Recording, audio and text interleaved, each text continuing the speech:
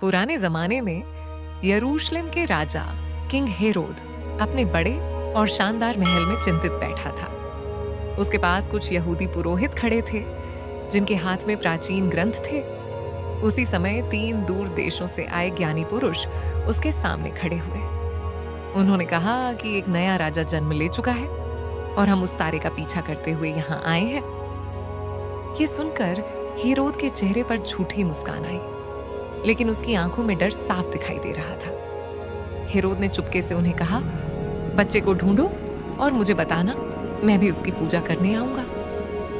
मगर उसके मन में कुछ और ही चल रहा था। जैसे ही ज्ञानी पुरुष चले गए, हेरोद अपने गुप्त कमरे में गया और सैनिकों को बुलाकर धीरे धीरे आदेश देने लगा। जलती मशालों की रोशनी में उसका चेहरा सख्त हो गया था।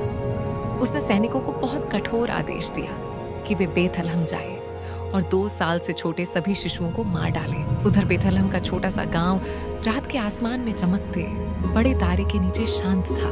सुबह के समय माएं अपने बच्चों को गोद में लिए गलियों में घूम रही थी। बच्चे पत्थर की दीवारों के पास खेल रहे थे। सब कुछ एकदम शांत और खुशहाल था। लेकिन दूर से सैनिकों के भारी कदमों की धूल उड़ती दिखी। हथियारों की चमकते धातु और उनके सख्त चेहरे देखकर गांव वाले डर गए। सैनिक जैसे ही गांव में घुसे, माताएं अपने बच्चों को सीने से चिपकाकर घरों की तरफ दौड़ने लगी। उनके चेहरे पर दहशत थी और पूरे गांव में चीख पुकार मच गई। ये बेथलहम के इतिहास का सबसे दर्दनाक पल था। उसी समय रात में एक छोटी सी झोंपड़ी में जोसेफ गहरी नींद में था। अचानक एक तेज सौम्य रोशनी कमरे में फैलने लगी। एक देवदूत उसके सामने खड़ा था।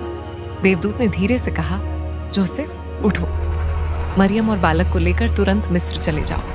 हेरोद उन्हें मारना चाहता है। जोसेफ तुरंत उठ गया। उसने मरियम को जगाया, बच्चे को कपड़े में लपेटा और रात के अंधेरे में वे लोग मिस्र की ओर निकल पड़े। मरियम गधे पर बैठी थी और यीशु को सीने से लगाए हुए थी। जोसेफ हाथ में लालटेन पकड़कर आगे आगे चल रहा था। ऊपर वहीं चमकता तारा उनका रास्ता दिखा रहा था। उनके चेहरे पर डर भी था और उम्मीद भी। कुछ समय बाद जब हेरोद को पता चला कि बच्चा बच गया है और परिवार मिस्र भाग चुका है, तो वह अपने महल में गुस्से से भरकर चिल्लाने लगा। उसकी आंखों में जलन और चेहरा क्रोध से लाल हो गया। सैनिक चुपचाप सिर झुकाकर खड़े रहे। कहानी के अंत में बेथलहम की गलियां शांत हो गईं। टूटी हुई खिलौनों की वस्तुएं, खाली घर और हवा में पसरा दर्द, सब कुछ बता रहा था कि उस दिन क्या हुआ था। सूर्य ढलते ढलते गांव पर गहरी